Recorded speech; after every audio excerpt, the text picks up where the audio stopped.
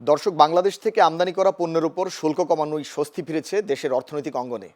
এ বিষয়ে বিস্তারিত জানাচ্ছেন সহকর্মী ফুলেল চৌধুরী। আমেরিকাকে সম্পূরক শুল্ক 20%-এ বাংলাদেশ রাজি করাতে পেরেছে। এটা বাংলাদেশের জন্য অনেক বড় একটা সফলতা। কথাটা এই জন্য এভাবে বলছি যে আমেরিকা বাংলাদেশকে শুল্ক চাপিয়ে দিয়েছিল 37%, সেখান থেকে অনুরোধ করে 2% কমানো গিয়েছিল। তারপর এখন আমাদের বাণিজ্য উপদেষ্টার নেতৃত্বে যে টিম আমেরিকায় গেল দুদিন আগে, সেই টিম নেগোসিয়েশন করে নেগোসিয়েশনের টেবিলে আমেরিকার সাথে দর কষাকষি করে আমেরিকাকে রাজি করাতে পেরেছে যে 20%-এর বেশি শুল্ক আসলে বাংলাদেশের উপরে দেওয়া যাচ্ছে না।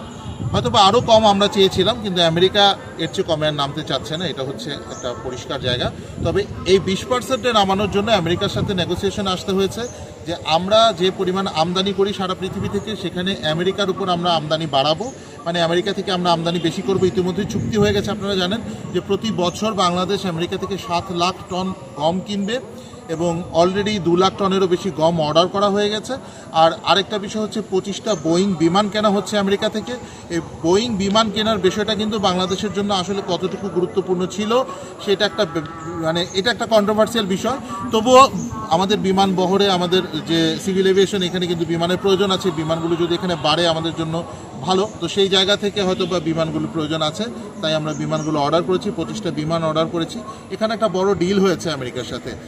আর অন্যদিকে এই ট্রেড ডিলের বাইরে গিয়ে কোনো ডিল আসলে বাংলাদেশকে করতে হতে পারে কি না, যে একটা সংশয় প্রকাশ করা হচ্ছিল, সেই জায়গাটা কিন্তু এখনও তেমন কিছু জানা যায়নি। বাংলাদেশ কিন্তু ট্রেডের মাধ্যমেই আমেরিকাকে সন্তুষ্ট করতে পেরেছে এখন পর্যন্ত, আমরা যতটুকু আমি যতটুকু সোর্স থেকে জানতে পেরেছি সেটা বলি আর কি।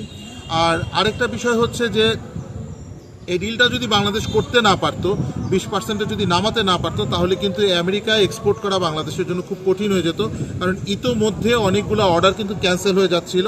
সেই অর্ডারগুলো এখন আবারও বাংলাদেশ ফিরে পাবে বলে মনে হয়, আশা করা যায়। আমাদের রপ্তানিমুখী পোশাক শিল্পের যারা মালিকরা আছেন, ওরা মনে হয় কিছুটা স্বস্তি এখন পাচ্ছেন যে এখন কথা হচ্ছে যে 20+15, আগে থেকে 15% দিতে হয়।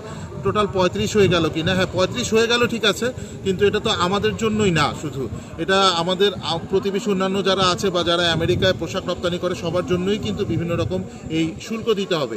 ভিয়েতনাম, যারা বাংলাদেশকে খুব বিট করে থাকে, এখানে প্রতিযোগিতা করে, ভিয়েতনামের মতো দেশকেও কিন্তু এখানে প্রায় 20%, 19 বা 20% এমন, এটা নিয়ে ভিয়েতনামের মধ্যে একটা নেগোসিয়েশন চলছে যে 1% হয়তো বা কমতে পারে। তো এই জায়গাটাও কিন্তু রাজি আছে। আর অন্যদিকে আমাদের আরও প্রতিবেশী যেমন মিয়ানমারকে কিন্তু 40% ট্যাক্স দিতে হবে। মানে বেসিক্যালি ট্যাক্সটা তো আর মিয়ানমার দিবে না, আমেরিকার জনগণ দিবে। বাংলাদেশের ট্যাক্স যেটা, এটা কিন্তু বাংলাদেশ দিবে না, আমেরিকার জনগণ দিবে। তবুও যদি ওই দেশের জনগণকে বেশি টাকা দিয়ে আমার দেশের পণ্য কিনতে হয়, তাহলে কিন্তু ওরা এটা কিনতে নিরুৎসাহিত হবে, তখন আমি অর্ডার পাবো না। এই ভয়টার জায়গা থেকে কিন্তু আমরা এত নেগোসিয়েশনে গেলাম, এত কিছুতে গেলাম।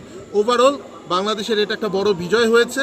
বাংলাদেশ আমেরিকার সাথে নেগোসিয়েশন করে আমেরিকাকে মানাতে পেরেছে, এবং আমেরিকা থেকে বাংলাদেশ গম, তুলা, তারপরে গ্যাস, তরল গ্যাস, এছাড়া আরও কিছু কিছু জিনিস, সয়াবিন, এগুলো বাংলাদেশ আমদানি করবে আমেরিকার সাথে এই নেগোসিয়েশনে গিয়েছে। ওভারঅল বাংলাদেশের জন্য ভালো হয়েছে। আমার পক্ষ থেকে শুভকামনা।